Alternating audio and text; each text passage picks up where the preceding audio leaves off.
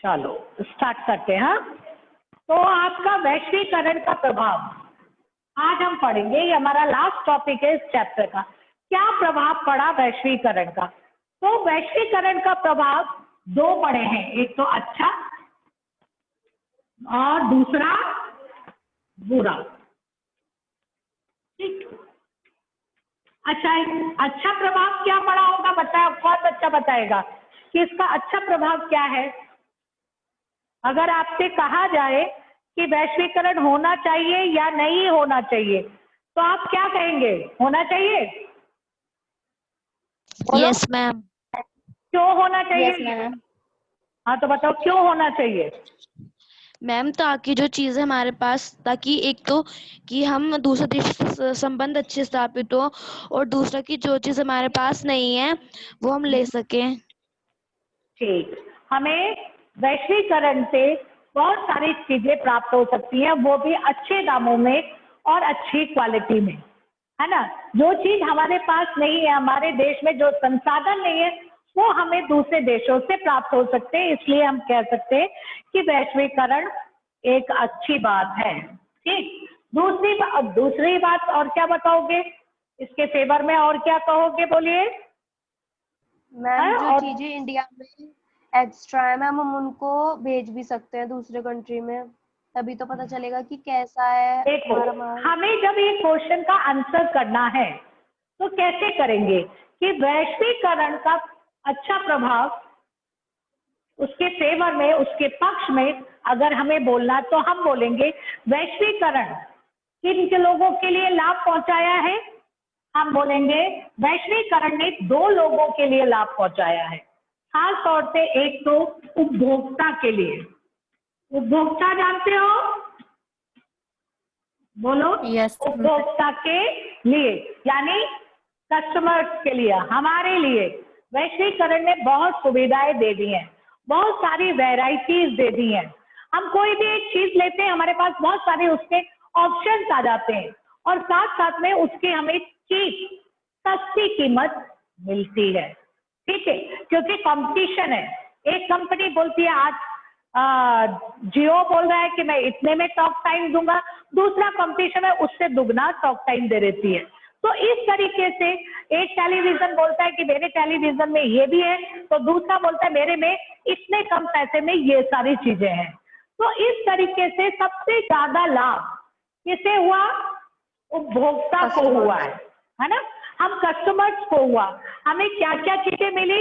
Variety मिली, और good quality मिली, और cheap price में मिली। ये हमें बहुत सबसे ज्यादा लाभ हुआ। दूसरा लाभ क्या हुआ? लोगों को रोजगार मिले, एम्प्लॉय मिला। कैसे मिला? जो दूसरी बाहर की कंपनी आती हैं, ठीक है, रोजगार के क्षेत्र में भी लाभ हुआ। पहले हम क्या लिख रहे हैं? लाभ के बारे में पढ़ रहे हैं। ठीक है, लाभ के बारे में पढ़ रहे हैं। उपभोक्ता को लाभ हुआ, रोजगार उपलब्ध हुए। क्या हुआ? रोजगार उपलब्ध हुए, क्योंकि बाहर से जो कंपनियां आएंगी, जो इंडस्ट्रीज आएंगी, वो यहाँ पे जो इंडस्ट्री लगाएंगे बाहर से, तो अपने कंट्री से तो लेबर लेके नहीं आएगी। वो लेबर कहाँ से लेगी? इंडिया से ही लेगी। तभी वो वहां पर अपनी कंपनियां एस्टेब्लिश करती हैं, जहां पर चीप लेबर उसे मिल जाते हैं। ठीक है, स्किल्ड एंड चीप लेबर जहां पे मिल जाएंगे, वहीं पे वो अपनी इंडस्ट्री एस्टेब्लिश करती है। तो लोगों को रोजगार मिलने लगा। जो लोग यहाँ, क्योंकि हमारे पास तो इतने संसाधन नहीं थे कि हम इंडस्ट्री लगा सकते, तो बाहर की कंपनियों ने यहाँ पे इन्वेस्टमेंट किया। इन्वेस्टमेंट करके नए नए इंडस्ट्री लगाई, और लोगों को, हमारे ही लोगों को, इंडियंस को ही बहुत सारे रोजगार मिलने लगे। ठीक है, ये लाभ हुआ। और क्या हुआ? बोलिए।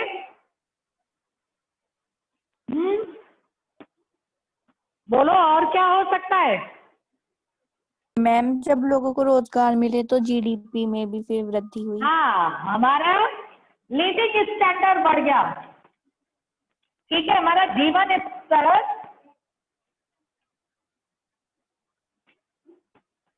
ठीक है। मैम देश की अर्थव्यवस्था में सुधार हुआ। हाँ, स्तर बढ़ गया, ठीक है, हमारा लिविंग स्टैंडर्ड बढ़ गया, ठीक।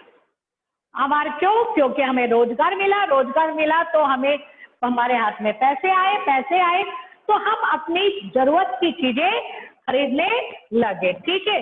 तो हम कह सकते हैं हमारा जीवन स्तर बढ़ गया, जीवन स्तर उच्च हो गया, ठीक हो गया। चौथी बात और क्या बोल सकते हो? हाँ, हम डिफरेंट कल्चर को जानने लगे, सांस्कृतिक या सांस्कृतिक विकास हुआ हमारा, उद्योग ठीक है ना? विकास। सांस्कृतिक विकास हो गया हमारा, क्योंकि हम दुनिया भर की संस्कृति को जानने लगे, साहित्य पढ़ने लगे और उनके बारे में समझने लगे। तो ये सारे हमारे लाभ हुए। अब हम कहते हैं कि ग्लोबलाइजेशन से, वैश्वीकरण से हानियां क्या हुई? कौन बच्चा बताएगा? ये तो आपके लाभ हो गए, आप बताइए हानियां क्या हुई?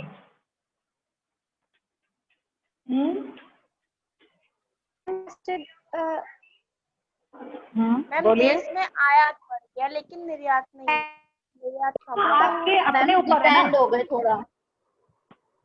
वो तो हर कंट्री को डिपेंड होना पड़ेगा, क्योंकि हर चीज हमारे पास नहीं होती है। और रहा आयात और निर्यात के बारे में, तो आप अपने देश का अधिक से अधिक प्रोडक्ट खरीदो तो आपका, और अपने इंडस्ट्रीज को डेवलप करो तो आपका निर्यात बढ़ जाएगा, है ना। वो तो हमारी गवर्नमेंट की पॉलिसी के ऊपर डिपेंड करेगा। और बताइए, सोचिए और क्या हो सकता है ग्लोबलाइजेशन से? हाँ, सोचो, दिमाग लगाओ, सबके मुंह में, इधर दूर बैठो बेटा, स्पेस करो आप दोनों, बिल्कुल। हाँ, मैम कोने में बैठ। कि जो हाँ, मैम जो भारतीय कंपनी होती हैं वो आके काम ज्यादा करवाती हैं लोगों से, उन्हें पैसे कम देती हैं।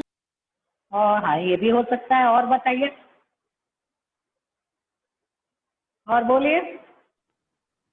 मैम कंपटीशन ज्यादा होने की वजह से मैम प्रोडक्ट की बहुत क्वालिटी बेकार नुकसान कर भी हो देते हैं। सकता है।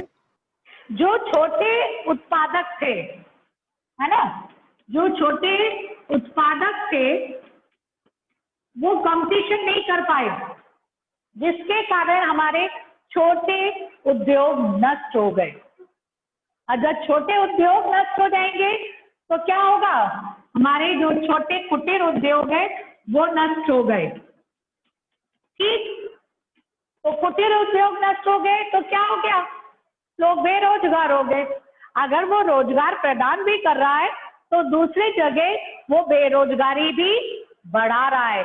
जो घर में छोटे छोटे कुटीर उद्योग चलते थे, छोटे उत्पादक थे, वो बड़ी कंपनियों के सामने टिक नहीं पा रहे। क्यों? क्योंकि उनके पास तो पैसा ज्यादा है, पावर ज्यादा है। तो ये जो छोटे छोटे उद्योग थे ये कंपटीशन में उनसे हार गए और इनके धंधे बंद हो गए, उद्योग धंधे बंद हो गए। तो बहुत सारे लोग बेरोजगार हो गए, ठीक है ना। अगर उसने रोजगार बढ़ाया तो बेरोजगारी भी फैला ही है, क्योंकि अगर कोई छोटा सा उद्योग है वो तो ज्यादा प्रॉफिट आपको दे नहीं सकता है ना, उसके पास इतना इन्वेस्टमेंट नहीं है। लेकिन बड़ी कंपनियां क्या करती है, थोड़ा सा लॉस में भी आपको सस्ते में दे देती है, क्योंकि उनको कंपटीशन करना है। तो इसलिए बड़ी इंडस्ट्री रह जाती है और छोटी इंडस्ट्री बंद हो जाती है। तो वो जो उसमें लगे हुए थे बहुत सारे लोग, वो सब क्या हो गए? बेरोजगार हो गए। तो इससे छोटे उत्पादकों को हानि हुई। ये प्रतिस्पर्धा में नहीं टिक पा रहे, नहीं टिक पाए और बेरोजगार हो गए। हमारे देश के लघु कुटीर उद्योग धीरे धीरे समाप्त होते चले गए। दूसरा आप क्या बता सकते हो? बोलिए।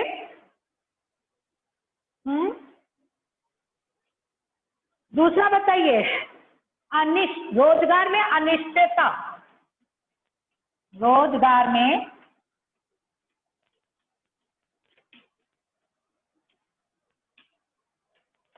ठीक है।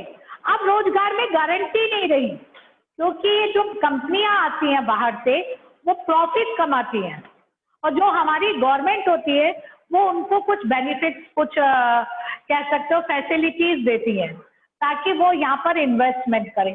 तो उसके अंतर्गत हमारे देश में जो मजदूर कानून है उसको भी थोड़ा सा चेंज किया गया, और उसके अंतर्गत ये कहा गया कि आप मजदूरी जो मजदूर है उसको आप लगा भी सकते हैं, कोई ऐसा नहीं है कि आप परमानेंट ही लेबर रखें। तो ये जो बड़ी कंपनियां होती हैं जब इनको जरूरत होती है तो ये मजदूर लगा लेते हैं, और जब इनकी जरूरत खत्म हो जाती है तो ये इनको निकाल देते हैं। तो इस तरीके से जो मजदूर थे जिनका पहले रोजगार निश्चित होता था वो अनिश्चित हो गया।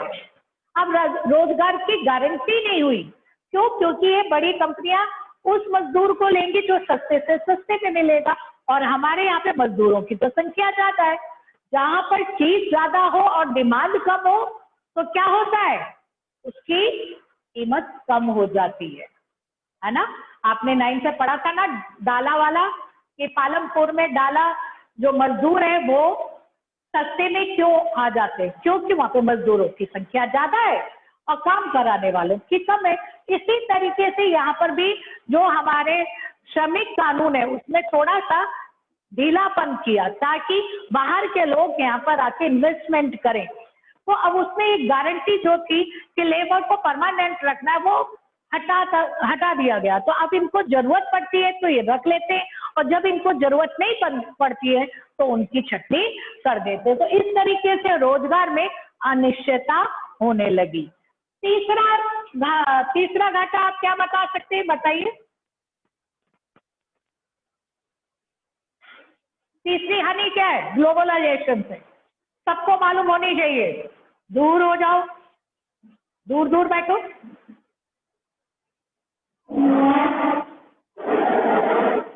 सबके मुंह में ये क्या आ गया, क्यों आ गया? मास्क। हाँ, कोरोना कहाँ से आया? चीन। तो ये क्या हुआ? वैश्वीकरण, ग्लोबलाइजेशन। अगर हमारा संबंध दूसरे देशों से नहीं होता तो हम चाइना का वायरस भारत में क्यों आता? ये ग्लोबलाइजेशन की देन है। ये जो कोरोना है, ये जो वायरस है, विभिन्न प्रकार की बीमारियां हैं, ये सब किसका नतीजा है? ये वैश्वीकरण का ही नतीजा है। क्यों? क्योंकि दुनिया छोटी हो गई है, कहीं भी कोई चीज होती है फटाक से दूसरे देश में पहुंच जाती है। तो आज सब लोग इससे पीड़ित है, हमारे देश का थोड़ी है। Swine flu, bird flu, corona, ये सब कहां से आए हैं? दूसरी कंट्रियों से आए हैं। अगर हमें इसने प्रॉफिट दिया है तो हमें विभिन्न प्रकार की बीमारियां भी दी है इसने। ये हानि है हमारे वैश्वीकरण। समझ में आ गया सब बच्चों को? हाँ बोलिए। मैम अगर चाइना से अच्छे संबंध होते तो ऐसा नहीं होता ना? क्यों? या फिर भी होता? फिर भी होता, क्योंकि अगर कोरोना चाइना में फैला है तो वो ये थोड़ी कहता है कि ये इंडियन हमारा दोस्त है, हम इसको नहीं लगेंगे। आप जिस चाइनीज से मिलते वहां पर वो महामारी फैल गई है तो आपको लगनी ही लगनी है। इसमें दोस्त अच्छे संबंध होना या बुरे संबंध होना देश का, इससे कोई इसका असर नहीं पड़ता। उसके पाकिस्तान से तो अच्छे है, क्या पाकिस्तान में कोरोना नहीं है? बोलो, है ना? क्यों? क्योंकि हम उसके कांटेक्ट में आएंगे, हम उस कंट्री में जा रहे हैं, हमारा बिजनेस है उधर। हम जब एक बार उधर जाएंगे तो जो भी कुछ उधर हो रहा है वो हमें इफेक्ट करेगा, चाहे हमारे रिलेशन अच्छे हैं या बुरे हैं। इससे रिलेशन का कोई लेना देना नहीं है। ठीक है, अब आता है लास्ट क्वेश्चन आपका कि न्याय संगत वैश्वीकरण क्या होना है, कि जस्टिफाई कैसे हो कि ये सही हो, सबको इसमें लाभ मिले। जैसे हमने कहा छोटे उत्पादकों को लाभ नहीं मिलता है, मजदूरों के रोजगार अनिश्चित हो गए हैं, विभिन्न प्रकार की समस्याएं हमारे सामने आ रही हैं। तो हमें रोजगार, ये जो वैश्वीकरण है, इसको न्याय संगत बनाने के लिए क्या करना पड़ेगा, बताइए।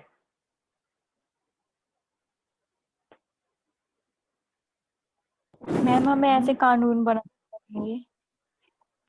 हमें न्याय संगत बनाने के लिए हमारी सरकार को ऐसे कानून बनाने पड़ेंगे कि जो हमारे छोटे उद्योग है ना, जो कंपटीशन नहीं ले सकते हैं, उनको वो संरक्षण दे, उनकी वो मदद करे, संरक्षण दे, ताकि वो भी स्ट्रांग हो सके और बड़ी कंपनियों से क्या हो, कंपटीशन ले सके। दूसरा, मेड इन इंडिया, अपने देश के माल को ज्यादा प्रोडक्ट करें, इस प्रकार से आप नियम बनाए, ठीक है। और जो व्यापार अवरोधक है उसको भी सोच समझ कर लगाए कि अगर हमारे देश में ये उद्योग पनपाना है, हमें उसको स्ट्रॉन्ग करना है, तो दूसरे जो उसके कंपटीशन में आ रहा है उसमें हम अवरोध लगा दें। पहले अपने देश के उद्योगों को स्ट्रॉन्ग करें, ठीक है ना। दूसरा, कुछ ऐसे भी कानून बनाए जाए जिससे श्रमिकों को लाभ मिल सके, उनके रोजगार में निश्चितता आए। तो ये सारे कार्य कौन करेगा, सरकार करेगी। तो ये आपका चैप्टर हुआ, आपने वैश्वीकरण पढ़ा। वैश्वीकरण का मतलब विश्व का एक हो जाना, ठीक। जो वहां संस्कृति है उस संस्कृति को आप अपनाएंगे, हमारी संस्कृति वो अपनाएंगे, तो एकीकरण की प्रक्रिया को ही हम वैश्वीकरण कह सकते हैं। इसके लाभ भी है और इसकी हानियां भी है। लाभ उपभोक्ता को ज्यादा है, बड़े उद्योगपतियों को ज्यादा है, क्योंकि वो दूसरे देशों में अपने उद्योग लगा रहे और अधिक से अधिक मुनाफा कमा रहे। आप उपभोक्ता है, आपको विभिन्न प्रकार की चीजें प्रयोग में करने को मिल रही हैं। समझ में आ गई बात? क्यों बच्चों? इधर आ गया वैश्वीकरण का, यानी हमारी अर्थव्यवस्था का दूसरे अर्थव्यवस्था से जो मिलना है उसी को हम वैश्वीकरण करते हैं। या एक कह लो कि विभिन्न देशों की अर्थव्यवस्था का एकीकरण ही वैश्वीकरण है। समझ में आ रही है बात? इसमें मैम एक बार, हाँ बोलो मैम एक बार न्याय संगत का मीनिंग बता दीजिए। न्याय संगत मतलब कि जैसे हमने अभी पढ़ा, न्याय की वैश्वीकरण कुछ लोगों को तो लाभ पहुंचा रहा है, ठीक है, और कुछ लोगों को हानि पहुंचा रहा है। तो वैश्वीकरण न्याय संगत तब होगा जिन लोगों को वो हानि पहुंचा रहा है उनको भी न्याय मिल सके, यानी उनको भी लाभ हो सके। बहुत सारे ऐसे छोटे उद्योग हैं जो वैश्वीकरण के कारण खत्म हो गए। मजदूर है, उन्हें आज डबल मेहनत करनी पड़ती है, उनके रोजगार निश्चित नहीं है। तो ऐसे लोगों को भी इस वैश्वीकरण का लाभ मिले। वो लाभ कैसे मिलेगा? सरकार अपने जो नीतियां हैं, व्यापारिक नीतियां हैं, उनमें कुछ चेंजेस लाए। वो पहले अपने देश के उद्योगों को संरक्षण दे, जो छोटे उद्योग है, ताकि वो स्ट्रांग हो सके और बड़ी कंपनियों से मुकाबला कर सके। तो सरकार इस तरीके से नीति लगा सकती है। दूसरा, मजदूरों के लिए श्रमिक नीतियां बनाए, उन्हें कुछ बेनिफिट दे, उन कंपनियों में जहां लगते हैं तो कुछ उनके नियम बनाए ताकि उनको नुकसान ना हो। तो जिन लोगों को घाटा हो रहा है उनको भी लाभ हो, तब हम कहेंगे वैश्वीकरण न्याय संगत है। ऐसा नहीं कि कुछ जगह लाभ हो रहा है और कुछ जगह हानियां हो रही है, तो हम क्या कहेंगे, ये वैश्वीकरण न्याय संगत नहीं है। और ये न्याय संगत कब बनेगा? जब सरकार कुछ कदम उठाएगी, कुछ नीतियां बनाएगी। जैसे अब हमारी सरकार क्या करेगी, अपने देश के उद्योगों को ज्यादा प्रमोट करेगी, उन्हें ज्यादा फैसिलिटी देगी, उन्हें लोन की व्यवस्था देगी, आप करिए तो सही। तो उससे क्या होगा, हमारे देश के जो बेरोजगार नवयुवक है वो नए नए आइडियाज लाएंगे, नए उद्योग लगाएंगे, है ना। उनको साथ में उन्होंने कहा हम संरक्षण भी देंगे, ठीक है, आपको फैसिलिटीज भी देंगे, आपको कंसेशन भी देंगे, टैक्सेस में भी देंगे, है ना। तो इससे क्या होगा, ये सारे उद्योग जो है, जो नए नए उद्योग लगेंगे, उनको ताकत मिलेगी, वो स्ट्रांग हो सकेंगे और बाहर की कंपनियों से मुकाबला कर सकेंगे। इससे क्या फायदा होगा? कि हमारे यहाँ से उद्योग ज्यादा लगेंगे तो हमारे लोगों को रोजगार भी मिलेंगे, साथ में हमारी अर्थव्यवस्था भी डेवलप होगी और हमारा निर्यात बढ़ेगा। और निर्यात बढ़ेगा तो जो फॉरेन हमारा वो है व्यापार, ट्रेडिंग, फॉरेन ट्रेड है, वो हमारे पक्ष में हो जाएगा। समझ में आ रही है इतनी बात बच्चों? क्लियर हो गया? बोलिए। कोई और? Yes ma'am. कैसे बच्चा?